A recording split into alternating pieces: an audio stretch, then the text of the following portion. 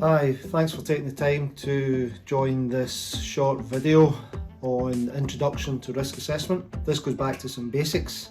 I'd like to take this chance to ask everyone to subscribe to our YouTube channel and follow us on LinkedIn, where we have lots of different videos and free information and training sessions available.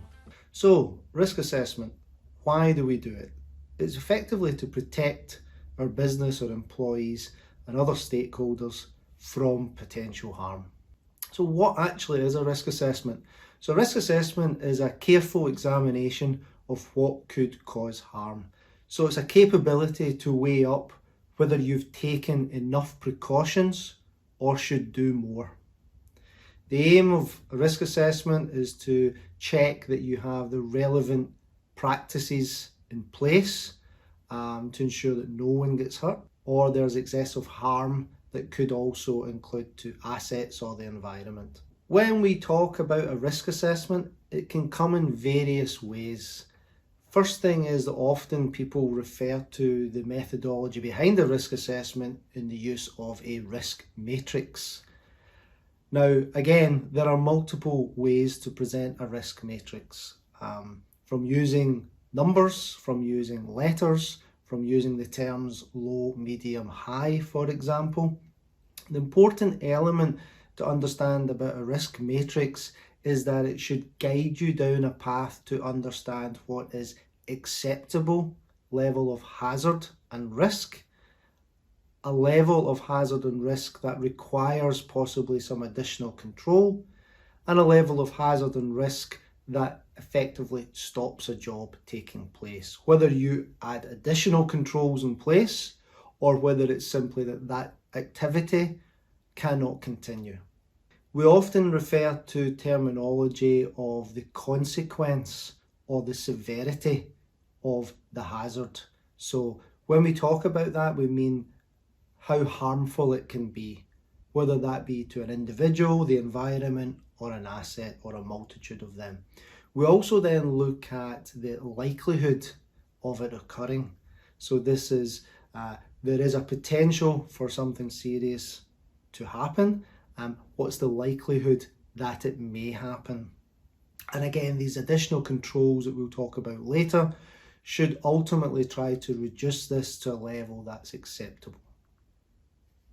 So, if we were in the workplace, I know where I would prefer to work. I would prefer to work in a place where my employer understands the level of risk associated to the activities we're involved in and helps to put the level of protection in place so that we feel as employees in a workplace we're carrying out work in a protected fashion, in a way that it will not cause harm to ourselves or others.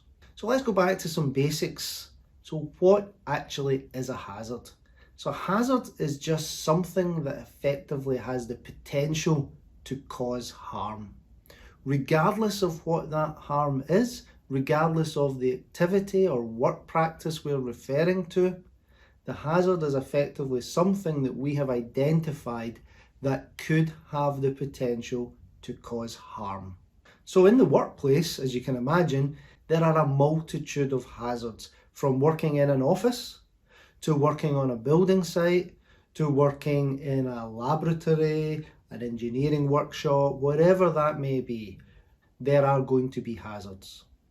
The level of impact of those hazards is going to be different depending on the activity you do and depending on the environment and the controls. It's important to stress at this point that many work activities have a multitude of hazards and contributing factors to those hazards. But effectively, understanding the hazard is the first step towards doing a risk assessment. So what therefore is a risk?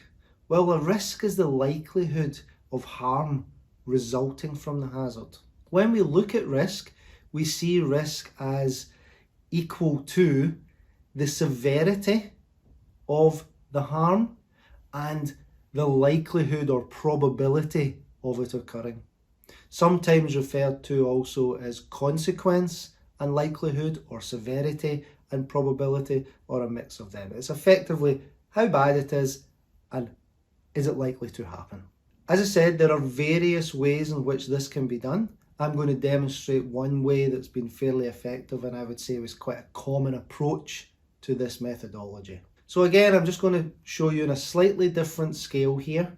And when we talk about likelihood and consequence or impact, what we want to try and understand, if we look along the top axis, we're looking at negligible, minor, moderate, significant, and severe.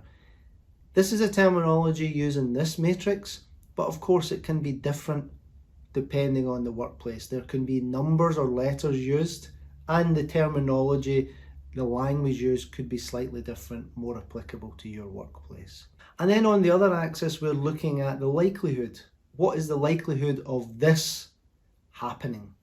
So very unlikely, through to unlikely, possible, likely, and very likely. It's a guidance, and it's important to remember that an organisation should have a process or a procedure or a work instruction that provides guidance, as well as some training, guidance around how in their workplace risk assessments are done.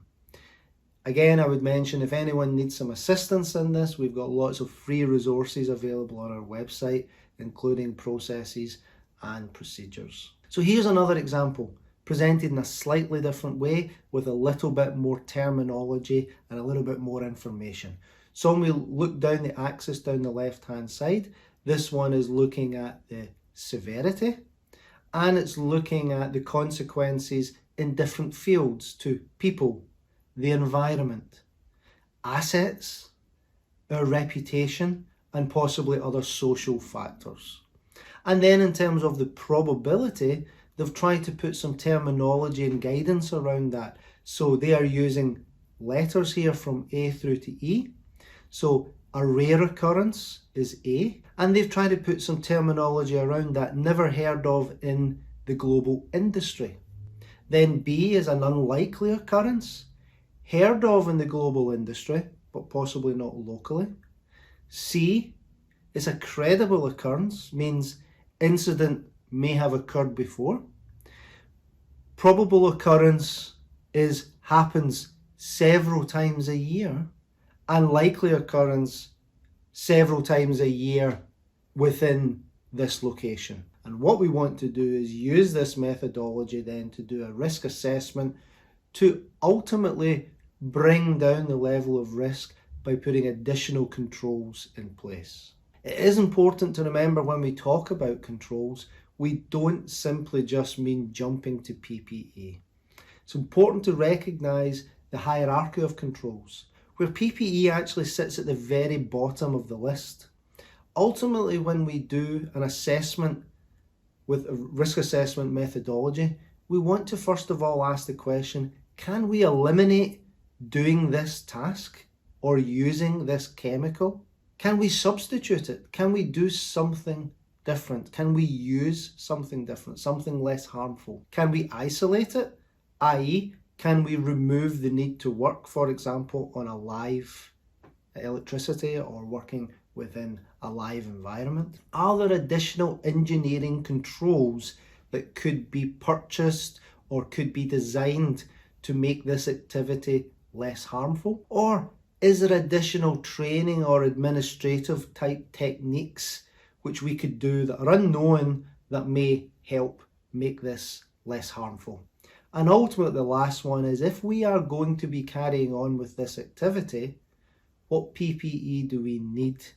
Personal protective equipment that will try to minimize the impact if this happens. So it's important to recognise that all of this falls out of legislation. There is a duty to ensure the health, safety and welfare of our workers, and that's a requirement under law in the Health and Safety at Work Act. It's also important to recognise that actually undertaking a risk assessment is a legal duty as well, both on employer and employee.